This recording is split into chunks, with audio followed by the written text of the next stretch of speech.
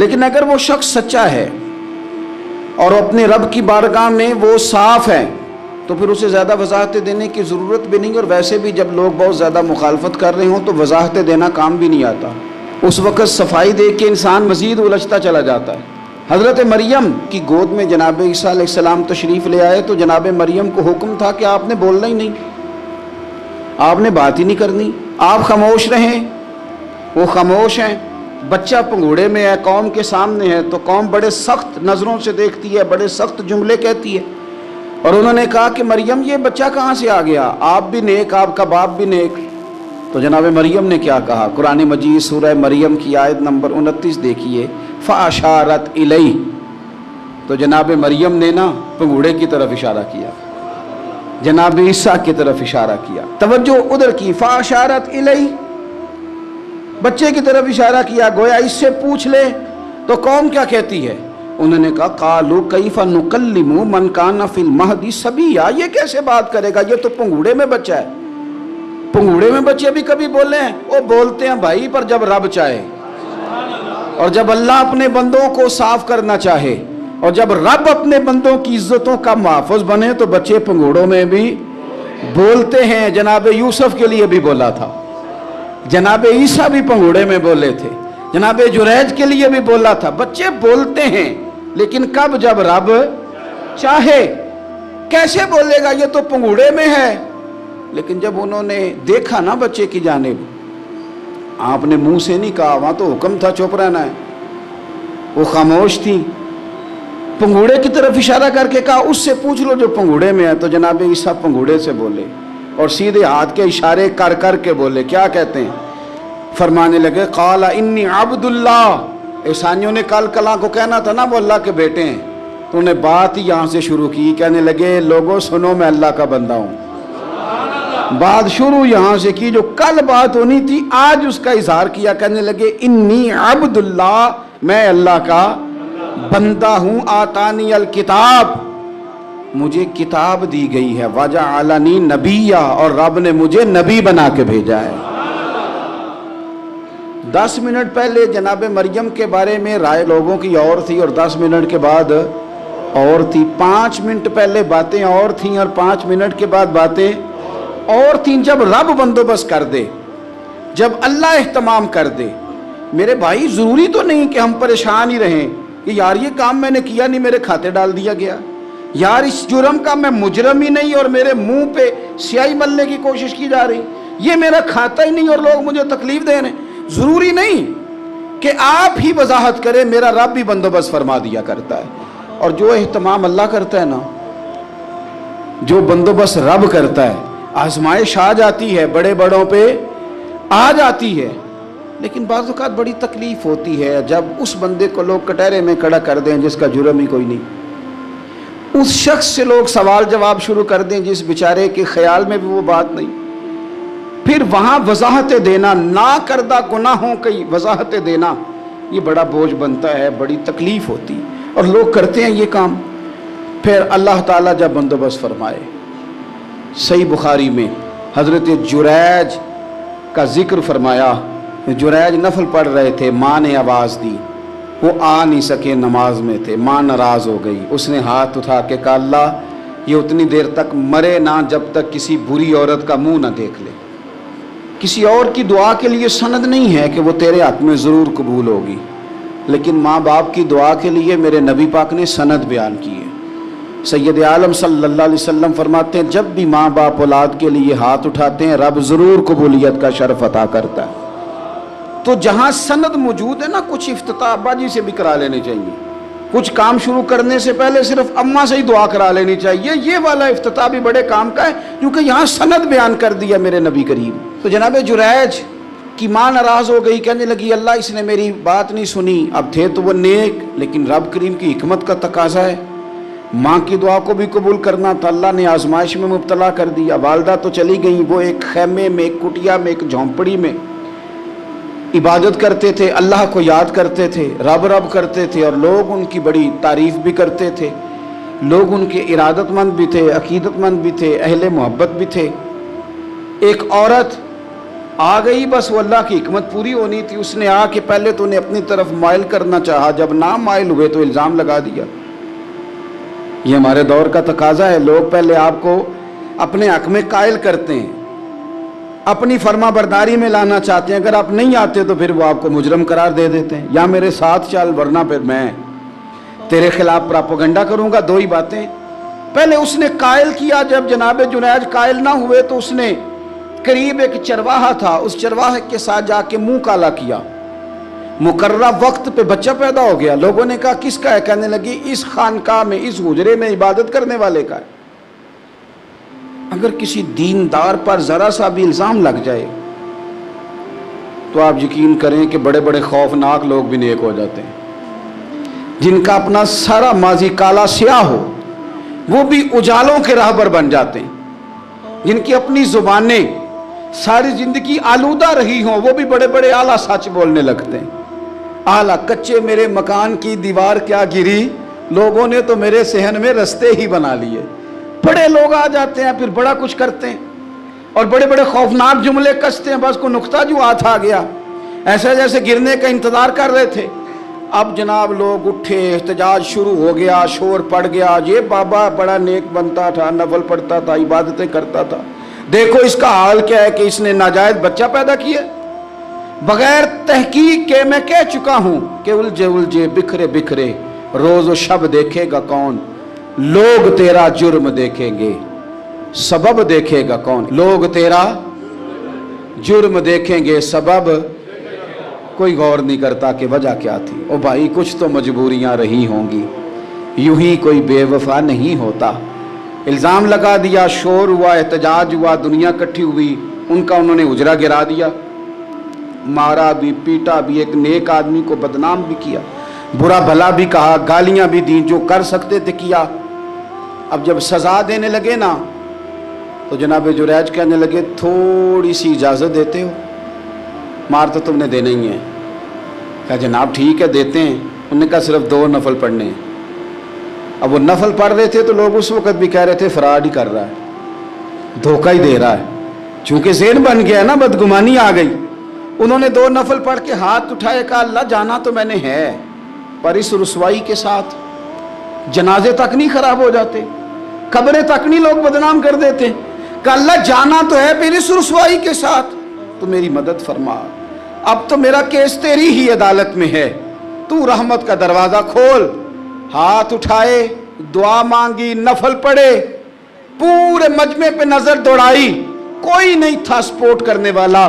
कल तक जो कहते थे ना तेरे लिए जिएंगे, तेरे लिए मरेंगे, सारी उम्र ही आटा गुद्दा है, लखा कीते नहीं पेड़े। अब वक्त आया इते मोहम्मद बख्शा कोई नहीं हो बैठा नेड़े। एक बंदा भी नहीं था, वोटर सपोर्टर साथ देने वाला कोई नहीं था। तो जनाब जुनैद बच्चे की तरफ इशारा करके कहने लगे कोई नहीं बोल रहा, तू ही बोल के बता दे तेरा बाप कौन है, तू ही बोल के बता दे कौन है। अल्लाहु अकबर। मेरा रब जब चाहे तो बच्चे बोलते हैं, रब चाहे तो गूंगे बोलते हैं, रब जब चाहे तो फिर पत्थर भी बोलते हैं।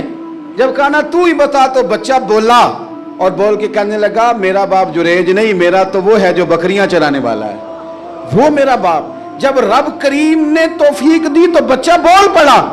जब रब बंदोबस्त करता है किसी की इज्जत की हिफाजत का तो फिर कोई उसे रुसवा कर सकता। याद रखना जब रब मुहाफिज हो तो फिर लोगों का प्रोपेगेंडा वहां कुछ कर सकता। लोग कई दफा बड़ा गहरा जाल बुनते हैं, साजिश का रंग बड़ा गहरा होता है, आम सादे आदमी उसको समझ नहीं पाते, उस प्रोपेगेंडे का हिस्सा हो जाते हैं, उन्हें पता ही नहीं चलता ये बात दरअसल क्या की जा रही है। ये कितनी गहरी हसद की आग है जिसको लोग बुग़्ज़ के साथ हवा दे रहे हैं, अपनी अदावत के साथ उसको ज्यादा जला रहे हैं। हजरत सैयदना आयशा सिद्दीक़ा रज़ियल्लाहु ताला अन्हा बयान करती हैं, और लुत्फ़ की बात ये भी बुखारी में मौजूद है। मैंने जनाब जुनैद का किस्सा अर्ज़ किया तो बुखारी से, ये अर्ज़ कर रहा हूँ तो बुखारी से। ये वाक़या मैं हुजूर की उम्मत के किसी वली का बयान करता तो लोगों ने कहना था हमारी समझ में नहीं आता। बाज़ लोगों का ख्याल है कि दाता साहब की करामत भी नबी पाक की बयान करें। ओ खुदा के बंदों को ख्याल करो, दाता साहब तो कई 100 साल बाद आए हैं, वहां अगर कोई करामत होगी तो हुजूर बयान करेंगे। अगर नबी करीम ने पिछले बनी इसराइल के वलियों की करामतें बयान करके तुम्हें बताई हैं तो उसका माना यह है कि अगर वहां अल्लाह ये शान अता कर सकता है तो तुम तो उम्मतों की सरदार उम्मत हो, उन पर तो निरा फजल है, तुम पर तो रब का फजल कबीर है। तो बस लोग समझने को तैयार नहीं, पिछलों की मान लेते हैं। जनाबे आसफ बिन बरखिया की करामत जो सूरह नमल में आई वो तो मानेंगे, पर गौस पाक की करामत ये पता नहीं अजीब फलसफा है और किस तरह का फलसफा है, ये समझ से बालातार है कि बनी इसराइल का कोई वली हो तो उसकी करामत हो सकती है और नबी पाक की उम्मत का हो तो उसकी हो ही नहीं सकती। क्या माना है इस बात का? और लोग हैं कि दादो तहसीन दे रहे हैं, वाह वाह कर रहे हैं। अल्लाह ताला समझने की तौफीक अता फरमाए। हजरत आयशा सिद्दीका रदी अल्लाह ताला अन्हा फरमाती हैं, एक औरत थी और उसे नबी पाक सल्लल्लाहु ताला अलैहि वसल्लम ने ना वो कलमा पढ़ के मुसलमान हुई, मदीना तैयबा आ गई तो हुजूर ने मस्जिद नबवी शरीफ में उसके लिए मकान, एक सादा सा कमरा साथ मस्जिद के बनवा दिया, वहीं रहने लगी। अक्सर वो सैयदा तैयबा के पास आती तो हज़रत आयशा सिद्दीक़ा रदी अल्लाह ताला अन्हा फरमाती हैं वो बड़ी बातें सुनाती और आखिर में कहती वो हार वाला दिन भी बड़ा अजीब दिन था और मेरे रब की कुदरतों का दिन था, वो भी बड़ा अजीब दिन था। सैयदा आयशा सिद्दीक़ा रदी अल्लाह ताला अन्हा एक दिन फरमाने लगी कि तू हार वाले दिन का बड़ा जिक्र करती है, वो क्या दिन था? तो खातून कहने लगी अम्मा जी वो दिन था जब मेरे रब पर भरोसा और मजबूत हो गया, जिस दिन मेरा अपने रब पर तवक्कुल और बढ़ा, मेरे ईमान में यकीन में और पुख्तगी आई। कहने लगी मैं एक घर की कनीज थी, नौकरानी थी, उस घर में एक बच्ची थी जिसके पास सोने चांदी हीरे जवाहरात का हार था। उस जमाने में ना चमड़े के ऊपर लोग हीरे जवाहरात लगाते थे, कई दफा सुर्ख रंग के चमड़े पे लगाए जाते थे। वो बच्ची पहनती थी तो कहती हूँ बच्ची के उसने उतार के रखा या उससे गिरा वो हार तो चील उसे उठा के ले गई गोश्त समझ के और मेरे सामने उठा के ले गई। घर वालों ने मुझसे पूछा, ये बुखारी में मौजूद है, घर वालों ने पूछा मुझसे कि वो हार कहाँ है तो मैंने कहा चील उठा के ले गई। घर में कुछ चोरी हो जाए तो सबसे पहला इल्ज़ाम किस पे लगता है? मुलाजिमीन पे। कहते उन्होंने मुझे बड़ा मारा, बड़ी तकलीफ थी, हत्ता कि मेरी शर्मगाह तक की तलाशी, मेरी इज्जत इतनी खराब की मैं बता नहीं सकती। मैंने अपनी जिंदगी में एक वाकया देखा, एक अमीर घर में चोरी हो गई, मुलाजिम को इतना मारा कि वो चारपाई पे पड़ गया। पुलिस वालों से इतनी मार पड़वाई गई कि वो बेचारा चारपाई पे पड़ गया और फिर वो इतना बीमार हुआ और कुछ दिनों के बाद पता चल गया कि चोर तो अपना बेटा है उनका। फिर उसका इंतकाल हो गया। अब वो सेठ साहब और घर वाले आके ना मरने वाले के कान में माफिया मांग रहे हैं, कान में। तो मैंने उनसे फिर कहा था कि ये तो अब चला गया है, तुम्हारा जोर चलता था ना तो तुमने कानून खरीदा और तुमने इसे जितना हो सका तुमने इसे मार पड़वाई। तुम्हारे पास जो अदालतें थी तुमने वहां कार्रवाई की, अब एक अदालत क़यामत के दिन लगेगी। ये कमजोर था ना, कुछ कर नहीं सका। मेरे नबी पाक सल्लल्लाहु अलैहि वसल्लम ने फरमाया सुन लो, अगर सींग वाली बकरी ने बगैर सींग वाली बकरी को तकलीफ दी होगी ना तो क़यामत के दिन उसे भी बदला देना पड़ेगा कि तेरे पास सींग थे और तूने इसे मारा था। वो खातून अर्ज करती है सैयदा आयशा की खिदमत में कि मुझे बड़ा मारा, मुझे तकलीफ दी। मैं कह रही थी कि मेरे सामने चील ले गई है पर वो नहीं मान रहे थे। अम्मा जी उन्होंने मुझे बड़ा मारा। हजरत आयशा सिद्दीक़ा कहती हैं फिर क्या हुआ? कहने लगी अम्मा जी जब कोई मेरा मददगार ना रहा, मुझे तकलीफ दे रहे थे, रुसवा कर रहे थे, तो मैंने अपने रब से मदद चाही, मेरे रब की तरफ मैंने तवज्जो की। मैंने कहा मालिक अब तू ही मेरा मददगार है। कहती है वो मुझे मार रहे थे तो वो चील जो हार ले गई थी वही लेके वापस आ गई और हमारे सरों के करीब ला के उसने जब उस हार को फेंका वो मुझे छोड़ के साइड पे हुए। वो मेरी बेगुनाही जान गए, लेकिन आपको बताऊं उस दिन से मेरा अपने रब पर यकीन और बढ़ गया। मुझे समझ आ गई कि जब इंसान पूरा टूट जाता है और जब कोई चारों जानिब उसका मददगार नहीं होता तो रब तो होता है ना, अल्लाह तो उसका मददगार होता है ना, वो तो फिर अपने उस बंदे की मदद करता है ना, फिर वो तो तवानाई देता है ना, वो तन्हा नहीं छोड़ता, वो तो आंसुओं वालों के आंसुओं पे बड़ा करम फरमाता है। وہ تو قسم پرسی میں آ جاتا ہے، اس کی رحمت بڑھ کے استقبال کر لیتی۔ تو بھائی جب آپ پر اللہ کی حکمت کے تقاضے پورے ہونے لگیں اور زندگی میں کبھی کوئی ایسا وقت آئے کہ آپ محسوس کریں کہ تنہا رہ گئے ہیں اور کئی اپنے بھی مخالفین کی جماعت میں نظر آنے لگے ہیں، تو اس وقت پھر دل، روح، زبان اور ذہن کو یکجا کر کے سمجھ لینا کہ جب ساری دنیا ساتھ چھوڑ جاتی ہے تو رب کی رحمتیں اس وقت بھی ساتھ رہتی ہیں اور اللہ کی مدد اس وقت بھی بندے پہ کرم نوازی کرتی ہے۔ ایک اور حدیث سنیں، لطف کی بات یہ ہے، یہ بھی بخاری میں ہے، یہ بھی واقعہ بخاری میں ہے۔ اللہ اکبر۔ ایک شخص نے ایک بندے سے قرض مانگا، اس نے کہا مجھے قرضہ دو۔ وہ کہنے لگا کہ کتنا قرضہ؟ اس نے کہا 1000 دینار۔ دینار سونے کا ہوتا تھا، درہم چاندی کا ہوتا تھا۔ 1000 دینار چاہیے۔ اس نے کہا کوئی گواہ ہے تیرے پاس؟ غریب کا گواہ بھی کوئی نہیں بنتا، کبھی الجھ جائے نا کوئی بندہ تو کئی اپنے بھی کہہ دیتے ہیں کہ ہم اس کے قول فعل کے ذمہ دار نہیں ہیں۔ ایک غریب آدمی کو قرض کی ضرورت پڑ گئی، 1000 دینار چاہیے۔ میں کہہ چکا ہوں کہ درہم چاندی کا ہوتا تھا، دینار سونے کا، اب 1000 دینار لینا ہے۔ تو جس بندے سے اس نے کہا، اگرچہ وہ نیک بندہ تھا، اس نے کہا یار 1000 دینار دے دو۔ تو کہنے لگا کوئی گواہ ہے تیرے پاس؟ وہ کہنے لگا غریبوں کا گواہ کون ہوتا ہے؟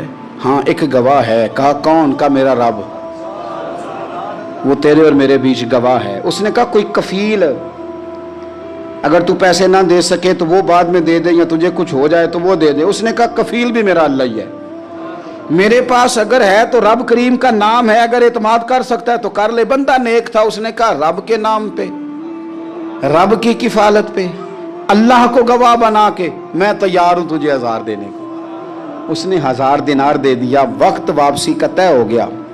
وہ چلا گیا پیسے لے کے، اس نے پوری محنت کی کہ میں نے وقت پہ پیسے لوٹانے، پوری محنت بھی کر لی، اللہ نے مدد بھی کر دی، پیسے بھی اس تاریخ کو اسے مل گئے۔ بعض لوگوں کا تو لوٹانے کا دل ہی نہیں نہ ہوتا۔ فرمایا حدیث پاک میں کہ تو لوٹانے کا ارادہ کر، رب تیری مدد بھی فرمائے گا۔ لیکن یہاں بہت سارے لوگ کہتے ہیں خیر ہے، ارادہ ہی نہیں، تو پھر جس طرح کا بندے کا گمان ہو رب بھی اسی طرح کا معاملہ فرماتا ہے۔ اس نے پیسے جمع بھی کر لیے اور واپس دینے کو تیار بھی ہو گیا، لیکن رستہ بحری جہاز کا تھا، کشتی کا تھا، دریا کے رستے واپس آنا تھا۔ اب وہ جب آ گیا دریا کے کنارے تو بڑی کوشش کی، پر وہاں اسے کوئی کشتی نہیں ملی۔ وقت پہ پیسے لوٹانے ہیں، سفر کرنا ہے، اب سواری میسر نہیں ہے۔ سوچ سوچ کے پریشان تھا کہ میں نے تو اللہ کے نام پہ لیے۔ اچانک دل میں ایک تجویز آئی، اس نے ایک لکڑی لی، لکڑی کو اندر سے کھولا، 1000 دینار اس میں بھرا، بخاری پڑھ رہا ہوں، اور ساتھ ایک خط بھی لکھا کہ یار میں پیسے پہنچانا چاہتا تھا پر مجھے کوئی چیز نہیں ملی دریا کے اس پار آنے، اللہ کے نام پر تیری طرف روانہ کر رہا ہوں۔ اور یہ کہہ کہ وہ لکڑی دریا میں رکھ دی، وہ لکڑی ڈوب گئی ہے، واپس آ گیا۔ وہ جس نے پیسے لینے تھے وہ عین مقررہ وقت پر دریا کنارے آیا۔ صبح سے سر شام تک اس نے انتظار کیا، دل ڈھلنے لگا تو دل میں خیال آ گیا کہ یار نہیں، اس نے دینے ہی نہیں، جھوٹا وعدہ کر گیا، پہنچا ہی نہیں وقت پہ۔ اب جب واپس لوٹنے لگا تو اچانک دریا میں ایک لکڑی تیرتی ہوئی دکھائی دی، کہنے لگا لے جاتا ہوں، شام کو روٹیاں پکانے کے کام آئے گی، ایندھن بنا کے جلا لوں گا، ہنڈیا پک جائے گی۔ لکڑی اٹھا کے جلانے کے لیے گھر لایا، گمان تھا کہ وہ نہیں آیا وعدہ کر کے، اللہ کو کفیل اور وکیل بنا کے اور گواہ بنا کے پھر بھی نہیں آیا۔ لکڑی لے کے گھر گیا، بخاری ہے، اور جب اس کو چیرا نہ کہ میں اس کی آگ جلاؤں گا، کھولا تو اندر سے 1000 دینار بھی نکل آیا، خط بھی نکل آیا۔ اب ذرا سمجھنا، اس کے دل میں بات کس نے ڈالی کہ تو لکڑی میں پیسے ڈال دے؟ اللہ نے۔ اس بندے کو مقررہ وقت پہ کنارے بھیجا کس نے؟ لکڑی صرف اسی کے ہاتھ آئی تو یہ بندوبست کیا کس نے؟ اللہ نے۔ گھر جا کے چیری تو پیسے بحفاظت اس تک پہنچائے کس نے؟ تو پھر ہمیں بھی توجہ اللہ کی جانب ہی کرنی چاہیے، ہمارے پہ دل کی توجہ رب کی طرف ہی ہونی چاہیے نا، ہمیں ادھر ادھر جانے کی، دیکھنے کی، بندوں پر غور کرنے کی ضرورت کیا ہے؟ وہ پیسے پہنچ گئے، یہ وہاں اپنی جگہ پہ پریشان تھا، اس نے 1000 دینار اور جمع کیا۔